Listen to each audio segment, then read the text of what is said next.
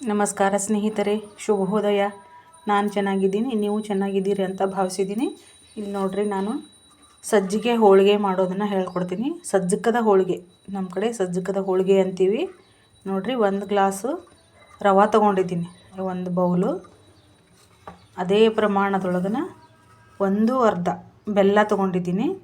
ಈ ಬೆಲ್ಲನ ಈ ಪಾತ್ರೆಗೆ ಹಾಕ್ಕೊಂಡು ಸ್ವಲ್ಪ ನೀರು ಹಾಕ್ಕೊಂಡು ಕಾಯಕ್ಕೆ ಇಟ್ಕೋತೀನಿ. ಮತ್ತು ಇದೇ ಬೌಲಿನ 4 ಗ್ಲಾಸ್ ನೀರು ಕಾಯಕ್ಕೆ ಇಟ್ಕೋತೀನಿ. 1 ಗ್ಲಾಸ್ ಫಸ್ಟಿಗೆ ಈ ಬೆಲ್ಲನ ಕಾಯಕ್ಕೆ ಇಟ್ಕೋತೀನಿ. ಸಜ್ಜಿಗೆ ಹೋಳಿಗೆ ಮಾಡೋದನ್ನ ನೋಡ್ಕೊಳ್ರಿ. ಈ ರವಾನ ಒಂದು ಸ್ವಲ್ಪ ಬಿಸಿ ಅಂದ್ರೆ ಹುರ್ಕೊತೀನಿ. ಅದಕ್ಕಿಂತ ಮುಂಚೆ ಯಾರೆಲ್ಲ ನನ್ನ ಚಾನಲ್ ನೋಡ್ತಾ ಇದ್ದೀರಾ, ಸಬ್ಸ್ಕ್ರೈಬ್ ಮಾಡ್ಕೊಂಡು ನೋಡಿರಿ, ಲೈಕ್ ಮಾಡಿರಿ, ಶೇರ್ ಮಾಡಿರಿ, ಕಮೆಂಟ್ ಮಾಡಿರಿ. ನಾನು ಹಾಕೋ ವಿಡಿಯೋಗಳು ಹೆಂಗೆ ಅನ್ನಿಸ್ತಾವ ಅಂತ ನನಗೆ ಕಮೆಂಟ್ ಒಳಗೆ ಹೇಳ್ರಿ. ಇವು ರವಾನ ಸ್ವಲ್ಪ ಹುರ್ಕೊಂಡು ತೊಗೋತೀನಿ. ನೋಡಿರಿ, ಇಲ್ಲೇ ರವಾನ ಒಂದು ಸ್ವಲ್ಪನ ಬಿಸಿ ಮಾಡ್ಕೊತೀನಿ. ಈ ತುಪ್ಪ ಹಾಕೊಂಡ್ಬಿಟ್ಟು, ತುಪ್ಪ ಯಾಕೆ ಹಾಕೋತಿದ್ದೀನಿ ಅಂತಂದ್ರೆ ಹೋಳಿಗೆ ಮೃದುವಾಗಿಯೂ ಮತ್ತು ಸ್ವೀಟ್ ಅಂದ್ರೆ ಒಂಥರ ಟೇಸ್ಟಿ ಆಗಿರ್ತಾವ ಹೋಳಿಗೆ. ಸ್ವಲ್ಪ ಬಿಸಿ ಮಾಡ್ಕೊತೀನಿ. ಮಾಡ್ಕೊಳ್ಳಂಗಿಲ್ಲ, ನಿಜ ಭಾಳಷ್ಟು ಮಾಡೋರಿದ್ರಂತಂದ್ರೆ ಮಾಡಂಗಿಲ್ಲ.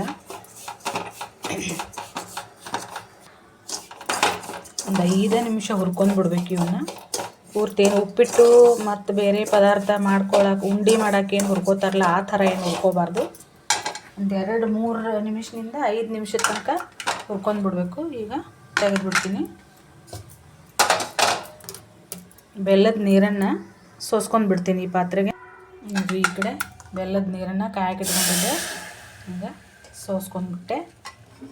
ಅಂದರೆ ಏನಾದರೂ ಬೆಲ್ಲದೊಳಗೆ ಕಸರು ಇರ್ತಂದ್ರೆ ಈ ಸಾಣ್ಗಿ ಒಳಗೆ ಬಂದುಬಿಡ್ತದೆ.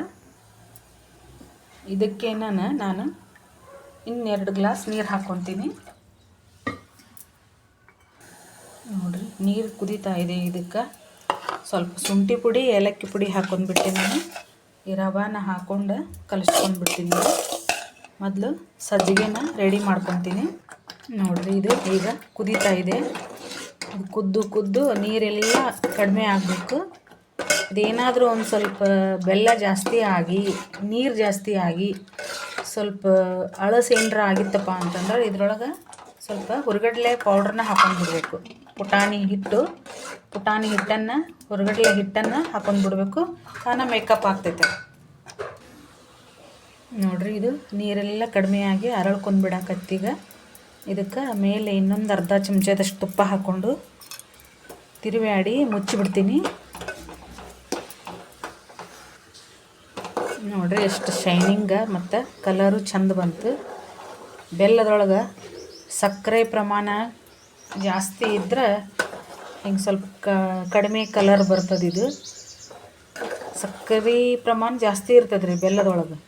ಅದೇನು ಹಾಕಿ ಮಾಡಿರ್ತಾರೋ ಬೆಲ್ಲದ ಕಲರ್ನ ಸರಿ ಇರೋಂಗಿಲ್ಲ. ಮಾರ್ಕೆಟ್ನಲ್ಲಿ ಸಿಗುವಂಥದ್ದನ್ನು ತೊಗೊಂಡು ಬಂದು ಮಾಡಬೇಕಲ್ರಿ. ಈಗ ಇದನ್ನು ಒಂದು ಸ್ವಲ್ಪ ಉಮ್ಗೊಯ್ಲಿ ಮುಚ್ಕೊಂಡ್ಬಿಡ್ತೀನಿ. ನಾನು ಹಾಗೆ ಗ್ಯಾಸ್ ಆನ್ ಇಟ್ಟೀನಿ. ನೋಡಿರಿ, ಇಲ್ಲಿ ನಾನು ಸಜ್ಜಕದ ಹೋಳಿಗೆ ಸಲುವಾಗಿ ಸಜ್ಜಕನ ಮಾಡ್ಕೊಂಡಿದ್ನಲ್ರಿ. ಈ ರೀತಿಯಾಗಿ ಎಲ್ಲನೂ ಮೆತ್ತಗೆ ಮಾಡಿಕೊಂಡು ಉಂಡಿನ ಮಾಡಿಟ್ಕೊಂಡಿದ್ದೀನಿ. ಇದನ್ನು ಹೂರಣ ಹೋಳಿಗೆ ಮಾಡೋಕ್ಕೆ ಇಲ್ಲೊಂದಿಷ್ಟು ಅದಾವ. ಮತ್ತು ಹಿಟ್ಟನ್ನು ನಾದ್ಕೊಂಡ್ಬಿಟ್ಟಿದ್ದೆ. ಇದನ್ನು ಎಣ್ಣೆ ಹಚ್ಕೊಂಡು, ಕೈ ಒಳಗೆ ಒಂದು ಸ್ವಲ್ಪ ಎಣ್ಣೆ ಹಚ್ಕೊಂಡು ಮಿದ್ದಿ ಇಟ್ಟಿದ್ನಿ ಆಗಲೇ. ಇದಕ್ಕೂ ಈ ಹೋಳಿಗೆ ಹಿಟ್ಟಿಗೂ ಅರ್ಧ ಮೈದಾ ಹಿಟ್ಟು, ಅರ್ಧ ಗೋಧಿ ಹಿಟ್ಟು ಹಾಕಿ ಕಲಿಸ್ಕೊಂಡಿದ್ದೀನಿ ನಾನೀಗ. ಅಂದ್ರೆ ಒಂದು ಅಳತಿ ಒಳಗೆ ಮಾಡಿಕೊಂಡ್ರೆ ಚಂದ ಇರ್ತದೆ. ನೋಡಿರಿ, ಈಗ ಒಂದೊಂದೇ ಹೋಳ್ಗಿನ ಮಾಡ್ಕೊತೀನಿ ನಾ ಈಗ. ನೋಡಿರಿ, ನೀವು ಕಲ್ಕೊಳ್ರಿ. ಯಾರೆಲ್ಲ ನನ್ನ ಚಾನಲ್ನ ಹೊಸದಾಗಿ ನೋಡ್ತಾ ಇದ್ದೀರಾ, ಸಬ್ಸ್ಕ್ರೈಬ್ ಮಾಡ್ಕೊಂಡು ನೋಡಿರಿ, ಸಪೋರ್ಟ್ ಮಾಡಿರಿ. ಸಜ್ಜಕದ ಹೋಳಿಗೆ ಅಂದ್ರೆ ಸಜ್ಜಿಗೆ ಹೋಳಿಗೆ ಮಾಡೋದನ್ನು ಕಲ್ಕೊಳ್ರಿ. ಇದು ಹಿಟ್ಟು ಇಷ್ಟು ಜಾಸ್ತಿ ಆಕೈತಿ, ಸ್ವಲ್ಪನೇ ತೊಗೊಂಡು ಮಾಡ್ಕೊತೀನಿ ಅಂತ ನಾ ಈಗ. ತಗಡಿಗೆ ಎಣ್ಣೆನ ಹಚ್ಕೊಂಡಿದ್ದೀನಿ. ಇಲ್ಲೊಂದು ಹೆಂಚನ್ನು ಕಾಯಕ್ಕೆ ಇಟ್ಕೊಂಡಿದ್ದೀನಿ, ಕಾಣಿಸ್ತದೆ ಅಂದ್ಕೊಂಡಿದ್ದೀನಿ. ನೋಡಿರಿ, ಈಗ ತುಂಬಿಕೊಂಡು ಹೋಳಿಗೆನ ಮಾಡ್ತೀನಂತೆ.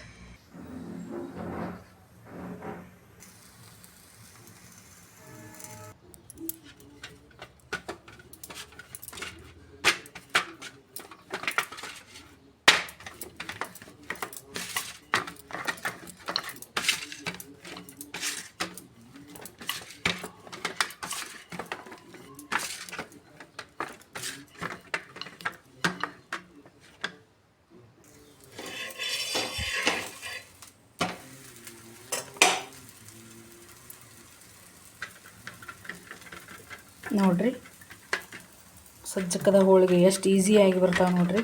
ಸಜ್ಜಕ ಮಾಡ್ಕೊಳ್ಳೋದು ತೋರಿಸೀನಿ, ಆಮೇಲೆ ಹೋಳಿಗೆ ಮಾಡೋದನ್ನು ತೋರಿಸಿದ್ದೀನಿ. ಯಾವ ಹೋಳಿಗೆನೂ ಮಾಡೋಕ್ಕಿಂತ ಮುಂಚೆ ಕಲಿಬೇಕಂತಂದ್ರೆ ಕಲಿಯುವವರು ಮೊದಲು ಸಜ್ಜಕದ ಹೋಳಿಗೆನ ಮಾಡಿದ್ರೆ ತಾನೇ ಬರ್ತಾವೆ ನೋಡಿರಿ. ಆಮೇಲೆ ಉಳಿದ ಹೋಳಿಗೆಗಳೆಲ್ಲ ಕಡಲೆಬೇಳೆ ಹೋಳಿಗೆ ಮಾಡೋಕ್ಕಿಂತ ಮುಂಚೆ ಈ ಸಜ್ಜಕದ ಹೋಳಿಗೆನ ಮಾಡೋದನ್ನು ಕಲಿಬೇಕು. ಇವು ಸ್ವಲ್ಪ ತಾನೇ ಸುಧಾರಿಸ್ಕೊತಾವೆ. ಇವು ಕಲಿಯುವವ್ರಿಗೆ ಹೇಳ್ತಾ ಇದ್ದೀನಿ ನಾನೀಗ. ಮಾಡ್ತಾ ಇರೋರಿಗೆ ಎಲ್ಲನೂ ಈಸಿಯಾಗಿ ಇರ್ತದೆ. ಇದೇನು ಬಿಡು ಮಾಡಿದ್ರೆ ಆಯ್ತು, ಎಷ್ಟು ದೊಡ್ಡದು ಕೆಲಸ, ದೊಡ್ಡ ರಾಕೆಟ್ ಸೈನ್ಸ್ ಏನಲ್ಲ ಇದು ಅಂತೇಳಿ ಅನ್ಕೋಬೋದು. ಆದರೆ ಕಲಿಬೇಕಂತಿರ್ತಾರಲ್ಲ, ಈ ಹೋಳಿಗೆ ಮಾಡೋಕ್ಕೆ ಕಲಿಬೇಕಂತಿರ್ತಾರಲ್ಲ, ಈ ರೀತಿಯಾಗಿ ಸಜ್ಜಕನ ಮಾಡಿಕೊಂಡು ಹಿಟ್ಟು ನಾದೋದಂತೂ ಬೇಳೆ ಹೋಳಿಗೆ ಮಾಡುವಾಗ ಅದೇ ಥರ ನಾದ್ಕೋಬೇಕು. 2 ಥರ ಹಿಟ್ಟು, ಉಪ್ಪು, ಸ್ವಲ್ಪ ಅರಿಶಿನ ಪುಡಿ, ಮೆತ್ತಗೆ ನಾದ್ಕೋಬೇಕು. ಅದಕ್ಕೂ ಹೆಂಗೆ ನಾದ್ಕೊಂಡಿರ್ತೀವಿ ಹಾಗೇನೆ ಇದಕ್ಕೂ ನಾದ್ಕೋಬೇಕು. ಯಾವುದೋ ಹೋಳಿಗೆ ಮಾಡೋದಾಗ್ಲಿನೂ ಹಿಟ್ಟು ನಾದೋದು ಪ್ರಮಾಣ ಒಂದೇ ಥರ ಇರ್ತದೆ. ಆದರೆ ಶೇಂಗಾದ ಹೋಳಿಗೆಗೆ ಸ್ವಲ್ಪ ಗಟ್ಟಿಗೆ ನಾದಬೇಕು. ಇವೆಲ್ಲ ಹೋಳಿಗೆನೂ ಮಾಡ್ಕೊಂಡು ತೊಗೋತೀನಂತ ನಾ. ಇಷ್ಟು ಹೋಳಿಗೆಗಳಾದವು ಈಗ ಮೆತ್ತಗೆ ಮಸ್ತ್ ಇರ್ತಾವೆ ನೋಡಿರಿ. ಇವು ಟೇಸ್ಟಿ, ಭಾಳ ಹೆಲ್ದಿಗೂ ಚಲೋ. ಸಜ್ಜಕದ ಹೋಳಿಗೆ ಬೇಳೆ ಹೋಳಿಗೆಗಿಂತ ಸಜ್ಜಕದ ಹೋಳಿಗೆ ಭಾಳ ಈಸಿ ಮತ್ತು ಹೆಲ್ದಿನೂ ಇರ್ತಾವೆ. ಸಜ್ಜಕದ ಹೋಳಿಗೆ ನೋಡಿರಿ, ಮಾಡ್ಕೊಳ್ರಿ, ಕಲ್ಕೊಳ್ರಿ. ನೀವು ಎಲ್ಲವನ್ನು ಮಾಡಿ ತೊಗೋತೀನಿ ನಾ ಈಗ. ನೋಡಿರಿ ಸ್ನೇಹಿತರೆ, ಇಲ್ಲೇ ಫೈನಲಿ ಇಷ್ಟೊಂದು ಹೋಳಿಗೆಗಳಾದವು. ಇವು ಸಜ್ಜಕದ ಹೋಳಿಗೆಗಳು ನೋಡಿರಿ. ಎಷ್ಟು ಮೆತ್ತಗಾಗ್ಯಾವ ನೋಡಿರಿ. ಭಾಳ ಮಸ್ತಾಗ್ಯಾವ ನೋಡ್ರಿ. ಬಾಯಲ್ಲಿಟ್ಟರೆ ಕರಗುವಂಥ ಹೋಳಿಗೆಗಳು ಆಗ್ಯಾವ ನೋಡಿರಿ. ಒಂದೇ ಒಂದು ಗ್ಲಾಸು ರವೆ, 1.5 ಗ್ಲಾಸು ಬೆಲ್ಲ ಮತ್ತು 3 ಗ್ಲಾಸ್ ನೀರು. ಸಜ್ಜಕ ಮಾಡ್ಕೊಳ್ಳೋದನ್ನು ತೋರಿಸಿದ್ದೀನಿ. ಆದರೆ ಹೋಳಿಗೆ ಮಾಡೋದನ್ನು ಕೈ ಎಣ್ಣೆಗಿರ್ತೈತಲ್ರಿ, ಎಣ್ಣೆ ಆದಾಗ ಕ್ಯಾಮ್ರಾ ಆನ್ ಮಾಡೋರು ಯಾರೂ ಇಲ್ಲ. 1-2 ಹೋಳಿಗೆಗಳನ್ನಷ್ಟೇ ನಾನು ಹಾಕೋದನ್ನು ತೋರಿಸಿದೆ, ಲಟ್ಸೋದನ್ನು ತೋರಿಸಿದೆ. ಕೈ ಜರಿತಿತ್ತದು ಎಣ್ಣೆ ಇದ್ದಾಗ. ಅದಕ್ಕೆ ಫೈನಲಿ ಹೂರಣದ ಹೋಳಿಗೆಗಳನ್ನು ಹೆಂಗೆ ಮಾಡ್ಕೊಳ್ಳೋದು ಹಾಗೆ ಮಾಡ್ಕೊಳ್ಳೋದು ಇವನ್ನು. ಆದರೆ ಹೂರಣನ ಅದು ಕಡಲೆಬೇಳೆ ಹೂರಣ ಇರ್ತದೆ. ಇದು ರವೆಯಿಂದ ಹೂರಣ ಮಾಡ್ಕೊಳ್ಳೋದು. ರವೆ, ಬೆಲ್ಲ ಚೆಂದಾಗಿ ಕುದಿಸಿಬಿಟ್ಟು ಹೂರಣ ಮಾಡಿಕೊಂಡು ಸಜ್ಜಿಗೆ ಹೋಳಿಗೆ ಸಜ್ಜಕದ ಹೋಳಿಗೆ ಮಾಡೋದನ್ನು ಕಲ್ಕೊಳ್ರಿ. ನೋಡಿರಿ ಎಷ್ಟು ಮಸ್ತ್ ಬಂದಾವ, ಚಲೋ ಬರ್ತಾವೆ ನೋಡಿರಿ. ಕಲಿಯುವವರಿಗಂತೂ ಭಾಳ ಒಳ್ಳೇದು ನೋಡಿರಿ ಹೋಳಿಗೆ ಮಾಡೋದು. ಹೋಳಿಗೆ ಮಾಡೋಕೆ ಕಲಿಬೇಕನ್ನೋರು ಫಸ್ಟಿಗೆ ಸಜ್ಜಕದ ಹೋಳಿಗೆನ ಮಾಡ್ಕೋಬೇಕು. ನಾನು ಸ್ವಲ್ಪ ಆರಲಿ ಅಂತ ಈ ಥರ ಇಟ್ಕೊಂಡಿದ್ದೀನಿ. ಫೈನಲಿ ಒಂದೇ ಒಂದು ಗ್ಲಾಸ್ ರವೆ ಒಳಗೆ 14 ಹೋಳಿಗೆಗಳಾಗ್ಯಾವ. ಮೀಡಿಯಮ್ ಸೈಜ್ ಒಳಗೆ ಮಾಡಿದ್ದೀನಿ ನಾನು. ಭಾಳ ಸಣ್ಣನೂ ಅಲ್ಲ, ಭಾಳ ದೊಡ್ಡನೂ ಅಲ್ಲ. ನೋಡಿರಿ, ಒಂದು ಅಳತೆ ಪ್ರಮಾಣದೊಳಗೆ ಮಾಡ್ಕೊಂಡ್ರೆ ಎಷ್ಟು ಚಂದ ಬರ್ತಾವೆ ನೋಡಿರಿ ಸಜ್ಜಕದ ಹೋಳಿಗೆ. ಇಷ್ಟೊತ್ತು ನಾನು ವಿಡಿಯೋ ನೋಡಿದ್ದಕ್ಕಾಗಿ ಧನ್ಯವಾದಗಳು.